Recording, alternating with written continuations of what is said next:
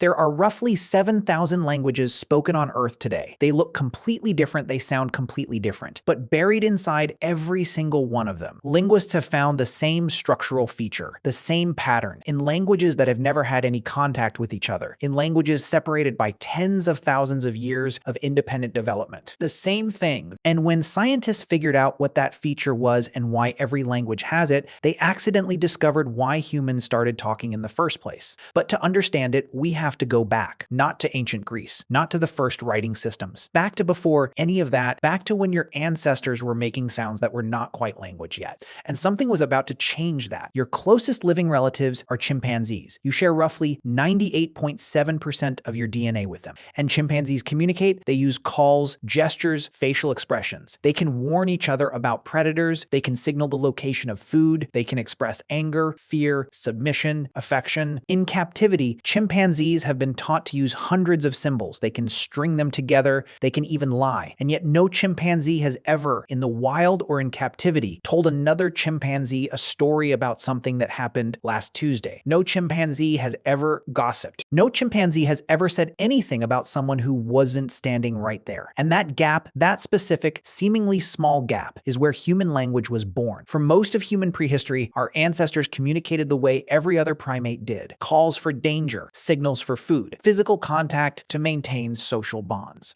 Grooming, specifically, was the primary social glue. Primates spend enormous amounts of time grooming each other, not just for hygiene, for relationship maintenance. When a chimpanzee grooms another chimpanzee, it is saying something that has no sound. I am invested in you, you can trust me. We are connected. This is how primate social groups stay together. One grooming session at a time, but grooming has a hard limit. You can only groom one individual at a time, which means the size of the social group you can maintain through grooming is capped. And for most primates, that cap works fine. Chimpanzee groups rarely exceed 50 individuals. Grooming can hold 50 together, but somewhere in human evolutionary history, something happened that demanded larger groups. Larger groups meant more protection, more hunters, more hands to gather food, more people to share the burden of raising children. The groups that were bigger survived better, and bigger groups needed a new kind of social glue. This is where Robin Dunbar comes in. Dunbar is a British anthropologist who spent decades studying primate social groups and human behavior. In 1996, he published a theory that changed how scientists think about language. He argued that language did not evolve for practical communication. It evolved as a replacement for grooming, a way to maintain social bonds at scale. He called it the social grooming hypothesis. And the evidence behind it is extraordinary. When Dunbar analyzed human conversation across cultures, he found that roughly 65% of all human conversation in every society he studied was social in nature, not practical, not informational, social. Who did what someone said. What happened between two people you both know. Speculation about other people, relationships, intentions, in other words, gossip, not gossip in the trivial modern sense. Gossip in the deepest evolutionary sense, information about the social world, information about who is trustworthy, who is dangerous, who is generous, who cannot be relied on. In a small group where your survival depends entirely on the cooperation of the people around you, that information is not trivial. It is the most important information that exists. And language made something possible that grooming never could. You can talk to 3 people at once, 10 people, a whole group around a fire. You can build trust with people you have never physically touched. You can tell a story about someone who isn't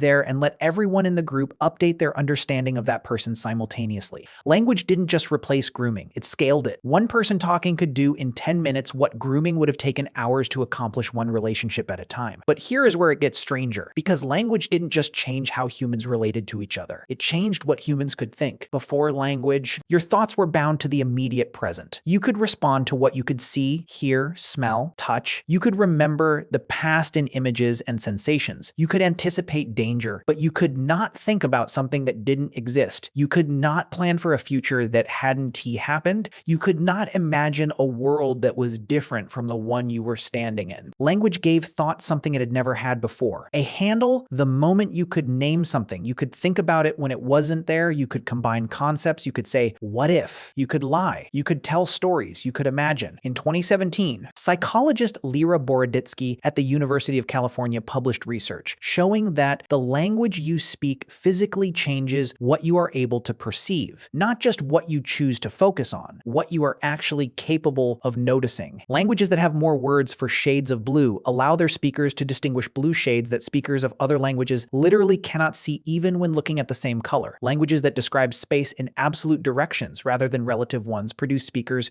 who always know which direction they are facing. Even in windowless rooms, language does not just describe reality, it constructs it. Your ancestors didn't just gain a communication tool when language evolved. They gained a new kind of mind. And then language did something nobody planned for. It created fiction. Anthropologist Yuval Noah Harari argues that the ability to tell stories about things that don't exist, gods, nations, laws, money, human rights, is the single most important cognitive development in human history. Every large-scale human cooperation that has ever existed has been built on shared fiction. The reason a million strangers will follow the same laws is not because they know each other. It is because they all believe in the same story. The reason money works is not because paper has value. It is because everyone agrees to believe it does. Language didn't just let humans talk to each other. It let humans build invisible structures that could coordinate the behavior of millions of people who had never met. But here is what nobody talks about. That same capacity, the ability to believe in things that don't exist, also gave humans something much darker. The ability to fear things that don't exist, to worry about futures that haven't